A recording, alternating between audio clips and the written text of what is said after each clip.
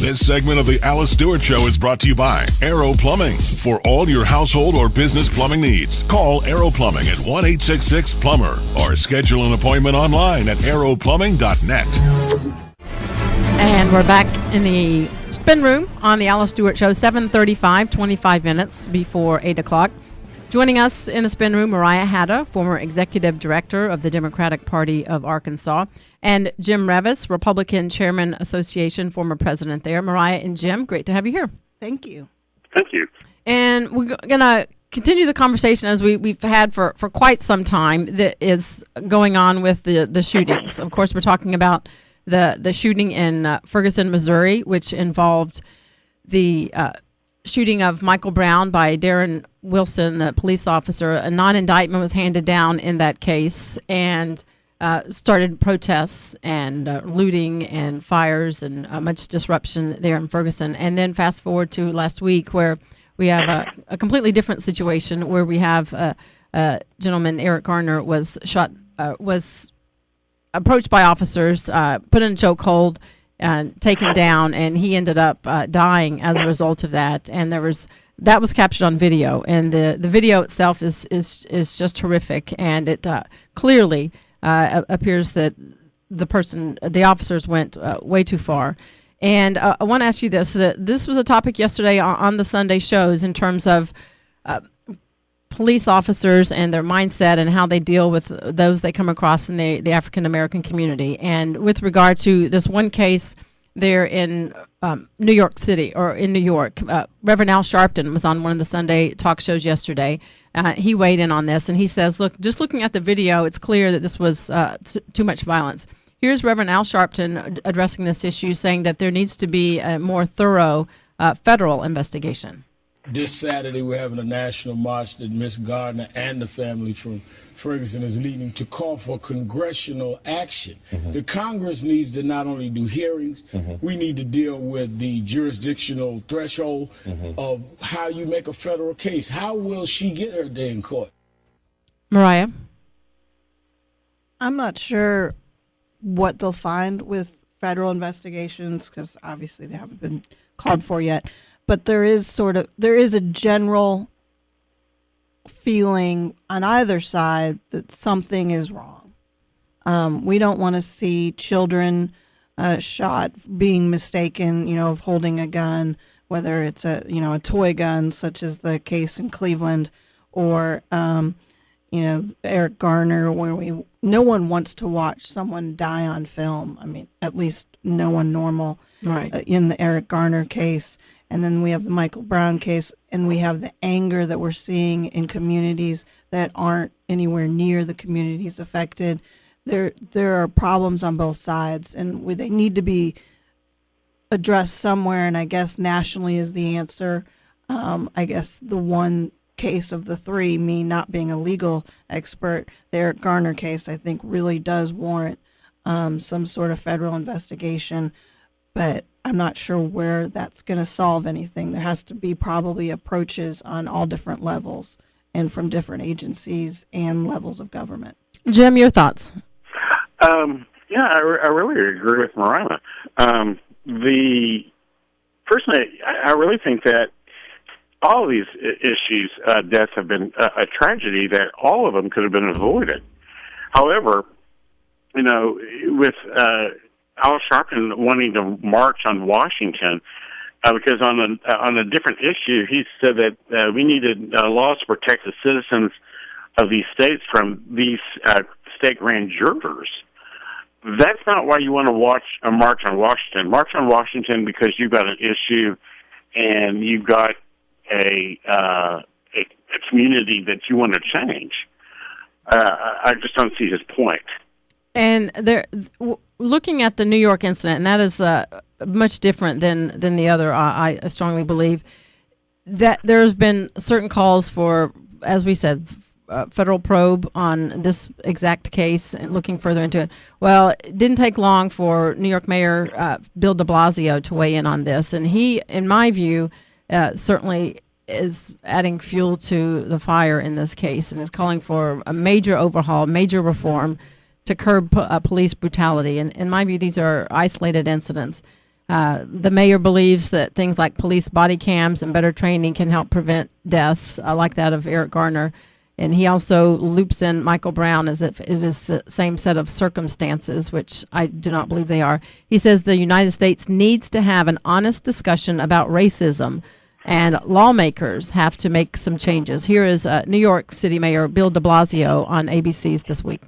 We in public service who have an opportunity to change policies and approaches have to do that. This is not about one case. It's about something bigger that has to be addressed. Jim?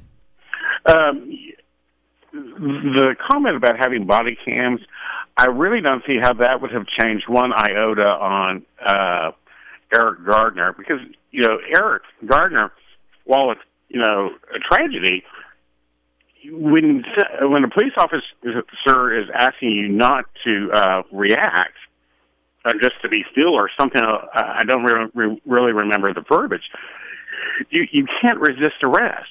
You've got to sit there and, not necessarily take it, but you've got to sit there and be responsible and be an adult in the room and not let your emotions get out of control, which is exactly what happened. Right. I'm not going to dissect what happened in that video. I mean, it was horrifying, but it seems like there are a couple of issues here. It seems, unfortunately and tragically, we're getting used to seeing deaths like these or hearing about deaths like these. And there also seems that race is definitely an issue, and it's an issue on every side. I mean, racism blinds people from the truth. They choose to disbelieve. And you're not going to change that by a march on Washington. You're not going to change that by speaking from whatever podium you have. There has to be, and this is where I do agree with Mayor de Blasio, there has to be an honest discussion about race, and we probably have to have that in every forum possible. There also needs to be changes, and lawmakers are the ones that can make certain changes. And this is about something bigger. Obviously, our police forces are nervous about their constituents. We wouldn't have these situations if they weren't feeling that they were in danger, and we need to keep them safe. But we need to also remember that they're a peace force. They're peacemakers. They're here to serve the people, and a large population does not believe that's the case. I can't think of a harder situation that we have here right now. I think one thing that I believe it's incorrect to loop these two stories together when we're talking about police brutality. I think these are absolutely, completely separate set of circumstances, and I think it's a disgrace to the Garner family to do so. That being said, my question for both of you is, we see so much attention focused on the police officers in this case, and in New York, I believe it's rightly so.